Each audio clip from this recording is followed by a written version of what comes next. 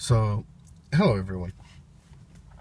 Today on the way to work, I was sitting here and I wasn't sitting here, I was sitting in the car on the way to work.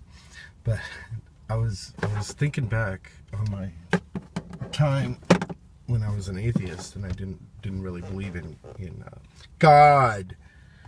And it was weird because, one of the things that I just couldn't get over in my mind was this God guy created everything, back before there was anything. And I started thinking about it. I'm like, well, what gives God, like, what's special about it just because he existed before everything? I'm thinking, well, how come, why couldn't it have been one of us that happened to exist? How did this guy come to be in the place before there was a place to be able to create everything? And it's just like, what makes this guy so special? And the more I think about it, like, and like, how I think one of the big things that I was having an issue with was this guy. How does he exist before everybody else, and what gives him the right to exist before it? I think this is a problem that a lot of people might have. If you think about it, like, how come this guy gets to be, but nobody ever stops to think that guy, that consciousness, was all. It was everything. It was all of everything. Like, okay, if you listen to Alan Watts, like, he does a really good job of explaining, if you go to sleep, what would it be like to go to sleep and never wake up? And if you think about that long enough, then what would it be like to wake up without ever having gone to sleep? And that's when you're born. Okay, everybody says, well, you can't have black without white, you can't have light without dark, you can't have good without bad, you can't have, this without that. So you think about a giant, huge void of nothing. You can't have nothing without something. Or what would you measure it against? So, I don't know. I don't know why I'm sharing this, but it's just like, so if that consciousness, that thing that allows you to think, then that consciousness would have to be from that all-inclusive original thought. Like, whatever you want to think it was it the Big Bang? Was it the moment of creation? Was it the conscious thought of love? Was it, where did it come from? What is it? Where did that little speck that was all mass jammed into this tiny little speck that just all of a sudden exploded? Where did that speck come from?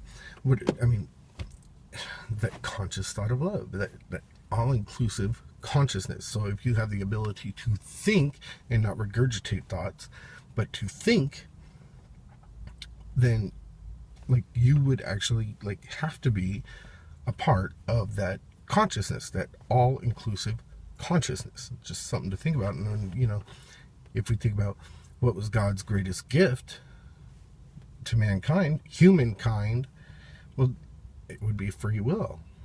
So somebody once told me, well, the biggest fight that there was free will and the one that tries to deny us free will. Well, okay, let's expand on that for just a moment.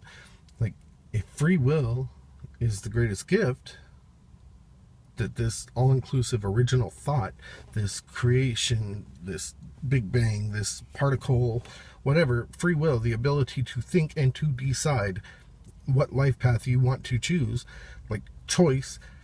Well, I'm pro-choice, but I don't believe in God. What? You're a fucking moron.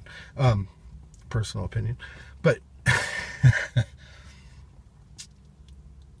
anybody that would try to deny you free will, and especially via deception, I'm just saying, you might want to ponder, like Obamacare or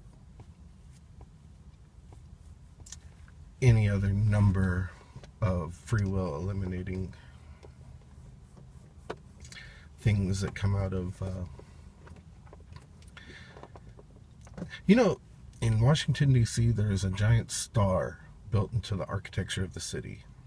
So, and that star, it's on the east, just beware of things that come out of that eastern star. I'm just saying, it's like right there, you know. And you got just let's just spin this out and let's just be completely insane, because why not? There's the tomb of the unknown soldier.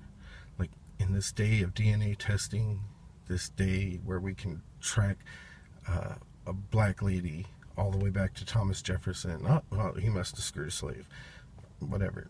And white people were slaves too. Yeah. Anyways, oh man, I'm going on. Anyways, this tomb of the unknown soldier, we have military men who spend 14 hours a day prepping their uniform to look just right for a 2-hour shift guarding the tomb of the unknown soldier. And I'm thinking, wow, what a waste of fucking tax dollars, because if he's really unknown, why don't they do DNA sampling? Why don't they track him back to, oh, who's in the tomb of the unknown soldier? It got me one of them sneaking suspicions that somebody knows. And I don't know. I believe in aliens. Anyways, I'm having one of those mornings where my mind's kind of all over the place, but it all pieces together somehow through the thingamajigger. Alex Jones, the hippie. Peace out, everybody. Have a great day.